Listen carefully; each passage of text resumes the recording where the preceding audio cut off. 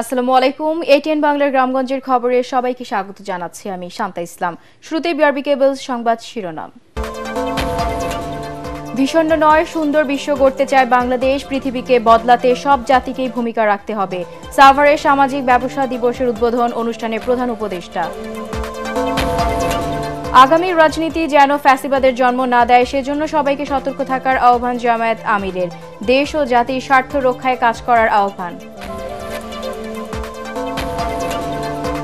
কেএনএফের সন্ত্রাসী তৎপরতায় বান্দরবানের অস্থির পরিস্থিতি এখন অনেকটাই স্বাভাবিক। বাড়ি ফিরছে পালিয়ে থাকা পাহাড়িরা, সহায়তা করছে সেনাবাহিনী।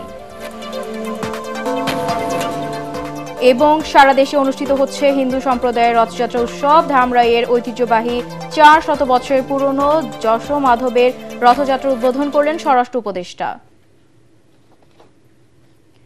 শুনছিলেন বিআরবি কেবলস সংবাদ শিরোনাম। এবারে জানিয়ে দেব বিস্তারিত সংবাদ। ধ্বংসের আগে পৃথিবীকে বদলাতে সব জাতিকেই ভূমিকা রাখতে হবে বলে মন্তব্য করেছেন প্রধান উপদেষ্টা ডক্টর মোহাম্মদ ইউনূস। তিনি বলেন, ভীষণ নয়, একটি সুন্দর বিশ্ব তৈরি করতে চায় বাংলাদেশ। সাভারের জিরোয়াবোতে 15তম সামাজিক ব্যবসা দিবসের উদ্বোধনী অনুষ্ঠানে প্রধান উপদেষ্টা এসব কথা বলেন।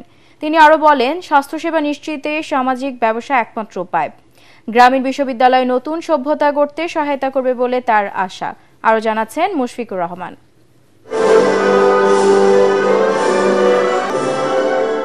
সামাজিক ব্যবসার সাথে জড়িত বিশ্বের 38টি দেশ থেকে আসা প্রতিনিধিদের নিয়ে সাভারের জিরাবোতে 15তম সামাজিক ব্যবসা দিবস উপলক্ষে 2 দিনব্যাপী অনুষ্ঠানের উদ্বোধন করেন প্রধান উপদেষ্টা ডক্টর মোহাম্মদ ইউনূস। বিশ্বব্যাংকের সাবেক প্রেসিডেন্ট, বাংলাদেশে নিযুক্ত জাতিসংঘের আবাসিক প্রতিনিধি সহ সফল ব্যক্তিরা তাদের অভিজ্ঞতার কথা তুলে ধরেন সম্মেলনে। প্রধান উপদেষ্টা বলেন, সামাজিক ব্যবসার মধ্য দিয়ে শিক্ষা স্বাস্থ্যসেবাকে গ্রামীণ মানুষের দোরগোড়ায় নিয়ে যাওয়া সম্ভব। তাই ধ্বংস নয়, মানবিকতার পৃথিবী গড়ার আহ্বান জানান তিনি। You become a full human being, exposing whatever you have inside of you. Why should you be one-sided human being? Why don't you become aware that you have another side inside of you?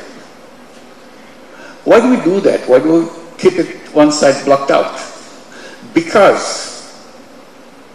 the narrative that we created for ourselves and globally doesn't touch that subject.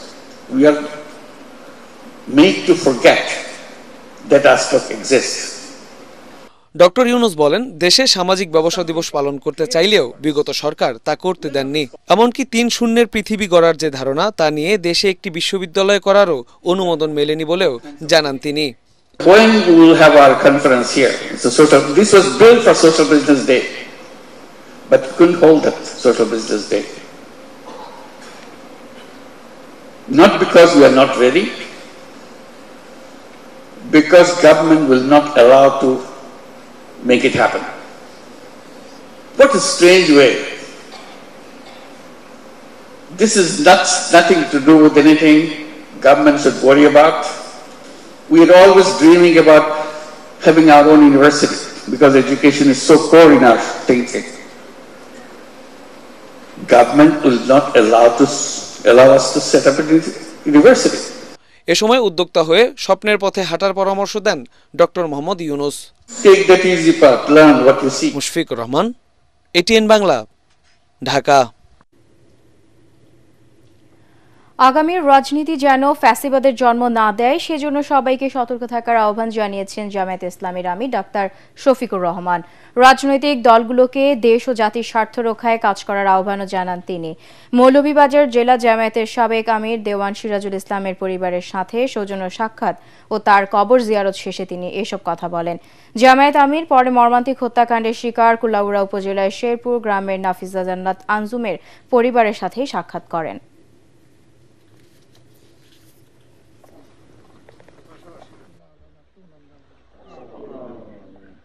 রাজনীতি বাংলাদেশের যেন স্বচ্ছ হয়, সুন্দর হয়। আগামীর রাজনীতিটা যেন আবার ফ্যাসিবাদের কোনো জন্ম না দেয়, বরঞ্চ জনপ্রত্যাশা যেন পূরণ হয়। এই ব্যাপারে রাজনৈতিক দল যারা আছেন তারা যেন সত্যিকার অর্থে মুখে যেভাবে বলেন সেইভাবে দলের স্বার্থের ঊর্ধ্বে উঠে দেশ এবং জাতির স্বার্থকে আমরা সবাই দেখতে পারি, দোয়া করব। লন্ডনে তারেক রহমান ও প্রধান উপদেষ্টা ডক্টর মোহাম্মদ ইউনূসের বৈঠকে বাংলাদেশের রাজনীতি ঘুরে গেছে, ফলে দেশে নির্বাচন হাওয়া বইছে বলে মন্তব্য করেছেন বিএনপির চেয়ারপারসনের উপদেষ্টা ও সুপ্রিম কোর্ট বারের সভাপতি ব্যারিস্টার মাহবুব উদ্দিন খোকন। নোয়াখালীতে পরকোট ইউনিয়ন ঈদগাহ মাঠে বিএনপি কর্মী সমাবেশে তিনি একথা বলেন। সংবিধান অনুযায়ী প্রথমে জাতীয় সংসদ নির্বাচন দেওয়া সরকারের জন্য ফরজ কাজ বলেও জানান তিনি।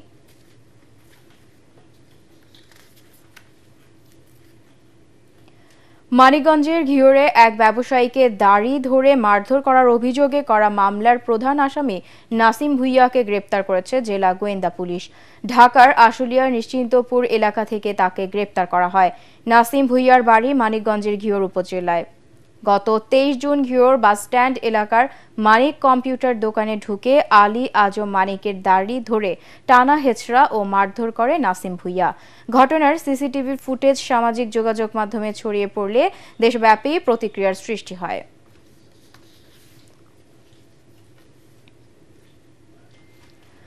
স্বাভাবিক হতে শুরু করেছে বান্দরবানের পরিস্থিতি। বাড়ি ফিরতে শুরু করেছে পালিয়ে থাকা পাহাড়িরা। একসময় কুকিচি ন্যাশনাল ফ্রন্ট KNF এর সন্ত্রাসী তৎপরতায় অস্থির এলাকাগুলো এখন অনেকটাই শান্ত। এর মধ্যে আত্মসমর্পণ করেছে KNF এর 2 সদস্য। ফিরে আসা নারী পুরুষদের সহায়তা দিচ্ছে নিরাপত্তা বাহিনী। বান্দরবানের সুংসং পাহাড়া ঘুরে রিপোর্ট করছেন প্রতিনিধি মিনারুল হক, জানাচ্ছেন ফারহিন ইসলাম টুম্পা। 2022 থেকে বান্দরবান ও রাঙ্গামাটি জেলার 9টি উপজেলায় নিজেদের আধিপত্য বিস্তারে কর্মকাণ্ড চালিয়ে আসছিল পার্বত্য চট্টগ্রামের সশস্ত্র গোষ্ঠী কুকি চীন ন্যাশনাল ফ্রন্ট KNF। বান্দরবানের রুমা ও থানচিতে 2টি ব্যাংকের 3টি শাখায় সশস্ত্র হামলা করে টাকা ও অস্ত্র লুটের পর আলোচনায় আসে সশস্ত্র গোষ্ঠীটি।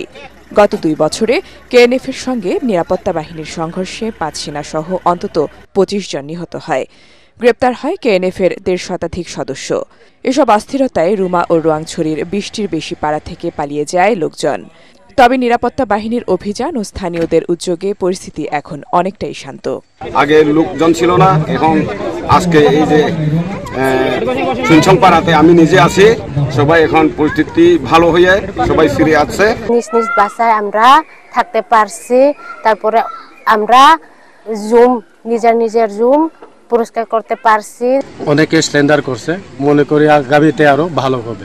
এরকম কার্যক্রম যদি চলমান থাকে ভবিষ্যতে আশা করি আমাদের এই অত্র এলাকার যে সমস্যা রয়েছে চলমান, সেটা ধীরে সুস্থে এটা সমাধান হবে।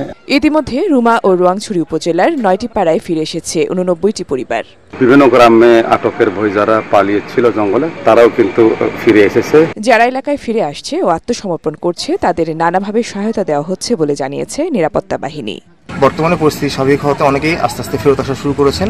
এটাকে আমরা সাধুবাদ জানাই। আমরা সুন্দরভাবে এলাকার নিরাপত্তা নিশ্চিত করব এবং আপনারাও সুন্দরভাবে এখানে বসবাস করবেন। নতুন করে কেউ যেন সন্ত্রাসী না জড়ায় সেদিকেও সতর্ক দৃষ্টি রাখা হচ্ছে বলে জানায় প্রশাসন।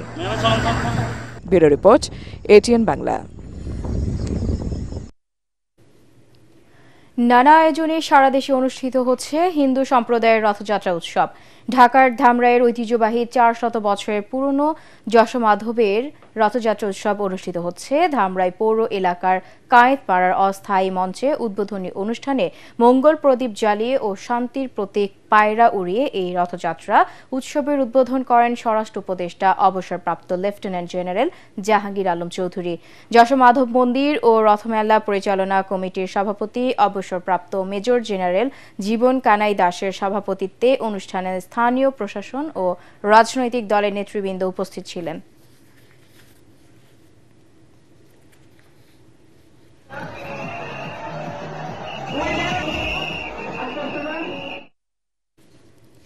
ঢাকা প্রকৌশল ও প্রযুক্তি বিশ্ববিদ্যালয় গাজীপুরে শুরু হয়েছে 2 দিন ব্যাপী next generation computing, IoT and machine learning বিষয়ক আন্তর্জাতিক কনফারেন্স। ডুয়েটের কম্পিউটার সায়েন্স অ্যান্ড ইঞ্জিনিয়ারিং বিভাগের আয়োজনে চতুর্থ শিল্প বিপ্লবের সম্ভাব্য চ্যালেঞ্জ মোকাবেলায় বিশ্ববিদ্যালয়ের শহীদ আহসানুল্লাহ মাস্টার অডিটোরিয়ামে এই কনফারেন্সের উদ্বোধন করা হয়। এ সময় উপস্থিত ছিলেন বিশ্ববিদ্যালয়ের উপাচার্য অধ্যাপক ডক্টর জয়নাল আবেদিন, উপ উপাচার্য অধ্যাপক ডক্টর মোহাম্মদ আরেফিন কাউসার, আন্তর্জাতিক সাংবাদিক কনফারেন্সের জেনারেল চেয়ার অধ্যাপক doctor Rafiqul Islam, organizing secretary অধ্যাপক ডক্টর মমতাজ বেগম। এই আয়োজনের মিডিয়া পার্টনার এটিএন বাংলা এবং print media partner the business standard ও দেশ রূপান্তর, এছাড়া online media partner the daily campus.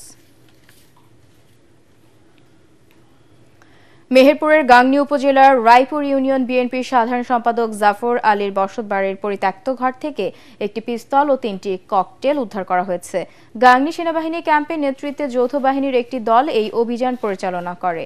Pistol O cocktail সম্পর্কে তথ্য নিতে জাফর আলীকে গাংনী থানা পুলিশের হেফাজতে নেওয়া হয়েছে।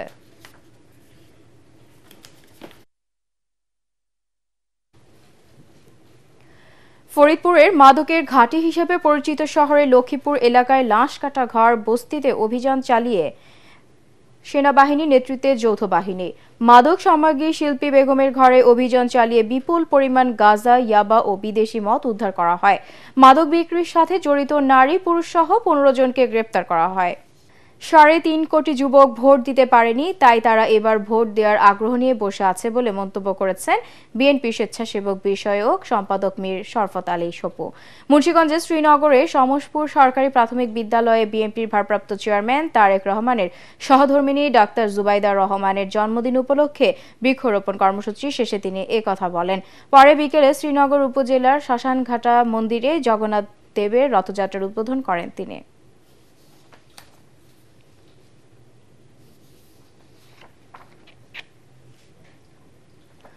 সন্ত্রাসীদের হাতে নিহত 21 পদকপ্রাপ্ত সাংবাদিক খুলনা প্রেসক্লাবের সাবেক সভাপতি হুমায়ুন কবির বালুর 21তম মৃত্যুবার্ষিকী নানা কর্মসূচির মধ্য দিয়েই পালিত হয়েছে। খুলনা প্রেসক্লাবের পক্ষ থেকে শহীদ সাংবাদিক স্মৃতিস্তম্ভে শ্রদ্ধা নিবেদন করা হয়। পরে অনুষ্ঠিত আলোচনা সভায় বালু হত্যা মামলা পুনর্তদন্ত করে মূল হত্যাকারীদের আইনের মুখোমুখি করার দাবি জানান বক্তারা।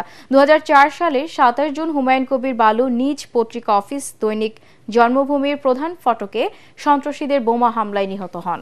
পরবর্তী সংবাদ দেখার আমন্ত্রণ জানিয়ে এখনকার মতো শেষ করছি। এটিএন বাংলার সংবাদ ইউটিউবে দেখতে ব্রাউজ করুন youtube/ATN Bangla News। ধন্যবাদ।